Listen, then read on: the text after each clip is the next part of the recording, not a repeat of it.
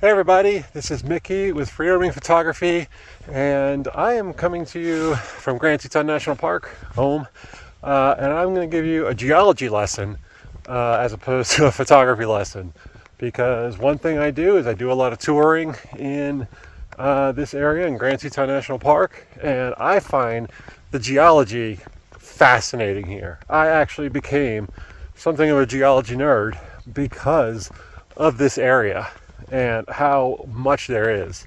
So this is going to be the first in a few videos where I discuss some really cool geology in the area. I'm sorry it's not photography related, but I have lots of photos to show you with it. But anyway, right now I am on an area known as Antelope Flats. And this is Antelope Flats Road I'm walking down. It's the winter, so it's closed. Typically, this road is not walkable during the winter because there's so much snow, but this particular winter it's been pretty much April all winter, so fortunately there's not any snow and I can walk it and tell you all about Antelope Flats. This is commonly referred to as a sagebrush sea. This whole area, it is a vast significant portion of the valley, and the reason you only see sagebrush growing everywhere is because there's really not any soil. What happened millions of years ago as the Tetons started to form is the Tetons went up and the valley dropped down. And over the ice ages that have occurred since, the valley has been filled in with basically just a lot of glacial outwash, a lot of just rocks, gravel, and things like that. And so there hasn't been a lot of soil that's built up. So that's why all you really see for miles and miles and miles is just sagebrush. Now, if you look carefully, you'll see way back there, if I can get my arm, there we go, way back there are some trees. And you will notice that there are cottonwood trees in different places around Antelope Flats. And that is because cottonwood trees will grow where there's water. Back there, that is Ditch Creek. So there's going to be trees lining Ditch Creek. There's also a bunch of irrigation ditches that a lot of the early pioneers and early homesteaders built in this area for their farming and agriculture. So in terms of wildlife, it looks desolate, it looks barren, it looks like nothing lives here, but there is a lot of wildlife that depends on this. Depends on these flats. Right now, I see a couple of moose out in the distance. Try to spin you around, see if we can see them. They are, let's see, they are a couple of dots right back here. I don't even know if they're showing up or not, but they are right back there. Moose are out on these flats all winter. They eat a lot of the bitter brush that grows among the sagebrush. There is the sage grouse, which is a critically endangered bird that is not on the endangered species list yet. Whether or not it should be is up for debate. But they depend on the sagebrush, and they are a keystone species. And if they wind up disappearing, entire ecosystems will collapse. There's a lot of predators that depend on them, like coyotes, golden eagles, lots of other things. Wolves will use these flats for hunting grounds for elk that are migrating through.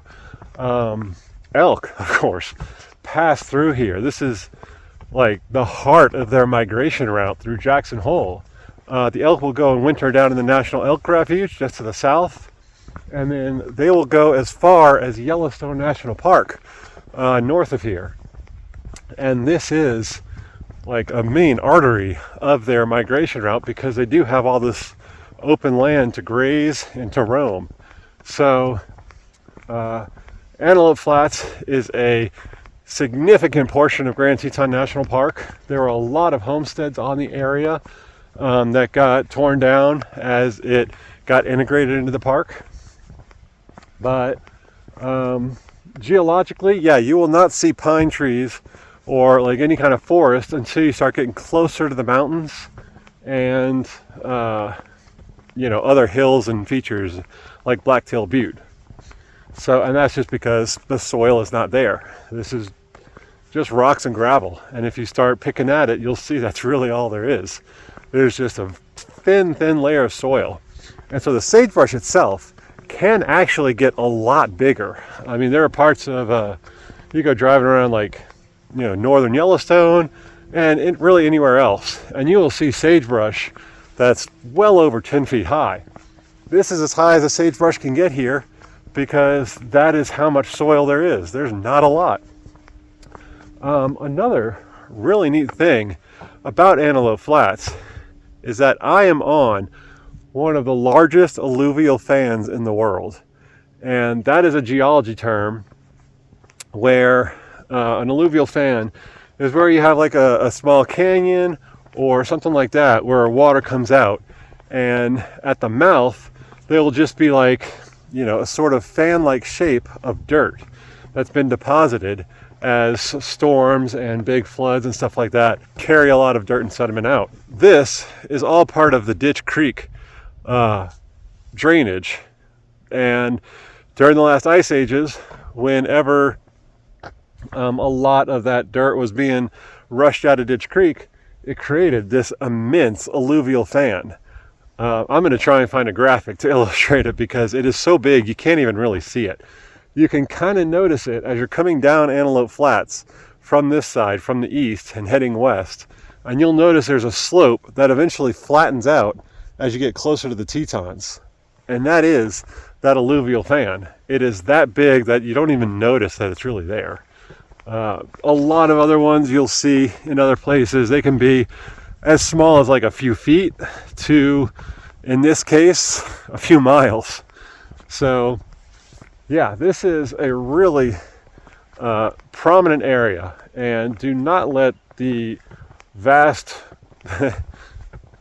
emptiness, quote unquote, of it fool you, because it is a vital area to the region and to a lot of wildlife that are in the area.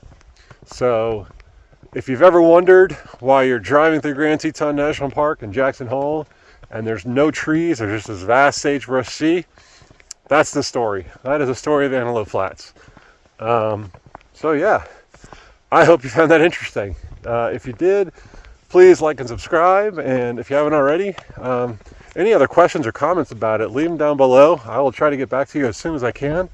And until next time, thank you for watching and happy trails.